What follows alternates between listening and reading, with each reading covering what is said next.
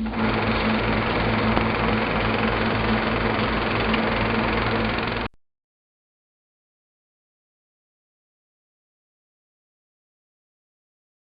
Robin. Good morning. How Good are morning. you? I'm well. How are you? What a cool movie. Have you seen it? Oh, I saw some of the clips. It's really fun. Yeah, it's kind of fun. You got fighting fit for this role. Tell me how you did that. Oh, you know. A little bit of circuit training, you know, a little bit of combat fighting here or there. You know, just general fitness and healthiness, and working with a couple of boys that, you know, put me through the ringer. Now, when they put you through the ring, are they actually throwing punches and you know, making contact? Tell me how that works. Yeah, no, it's a full WWF style. No, you know, I was lucky that I'd trained quite thoroughly before for another film. So for this, I really just had to, they were like, here's your horse. And I did actually a lot of horse work, but I've been riding for a while. The most important thing was I had to learn how to choreograph these wonderful sword routines. For the most part, that's what I have to do in this film. Is that she's a dab hand with the sword. So that was the most important focus, was making sure that I looked like I could really take on Bill Nighy's character, who plays my dad. And we have a very serious sword sequence that we really had to focus on. So we worked on nailing that for the most part. And you also had to run around in tons of rain in a skin-tight corset. Yeah, yeah. So what was that like to shoot with all that rain pelting down on you and not being able to breathe? You know, Bill Nighy had warned me before, because the first two Underworlds involved a lot of water. He said that the two things that don't meld well are the eye contact lenses that we have to wear, because they're not our real eyes. And water just don't work well together. So it just became one of those things that, with this costume, which is made of leather and chainmail, and then there's a corset as well, after I think probably about hour 10 of not being able to take it off and it being really sodden, and these eye contact lenses, which when the water hits them, they tend to do this really attractive thing of rolling to the back of your eyes. It became a bit of an issue, but, you know, we were laughing the whole way through, I have to say, because Bill's a pretty chipper chap, so he kept everyone giggling. Oh, yeah, he's a funny guy. He really is. He's a happy vampire.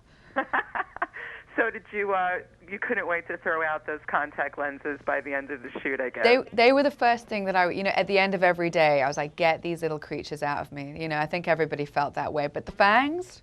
Love me my fangs. I have to say, I grew very attached to them. And you kept the fangs? They come with me everywhere. They're in my bag now. And it's not even deliberate. They just became part. I put those fangs on the first day, and I was like, it felt like they should have always been there. It's strange. So I kept them in for the entirety of shooting, throughout all my dialogue and everything. And the director said to me, you know, you have the option to take those out because we can't really see them. And I was like, nope.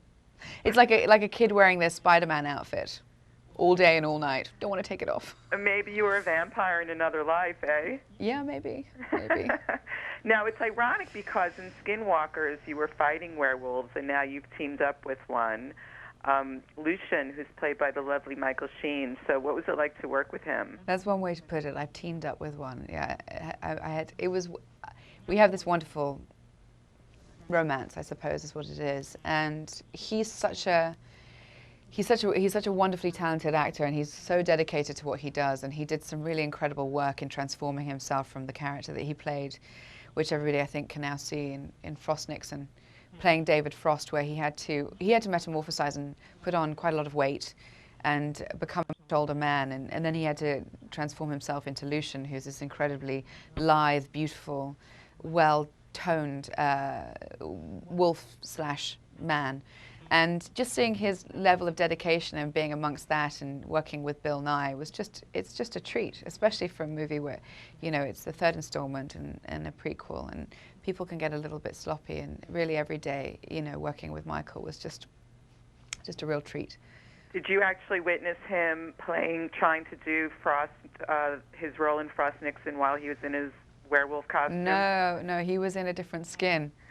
He was in a different skin. He was very much Lycan. You know, there was a little bit of Jim Morrison going on, I'd say, if anything.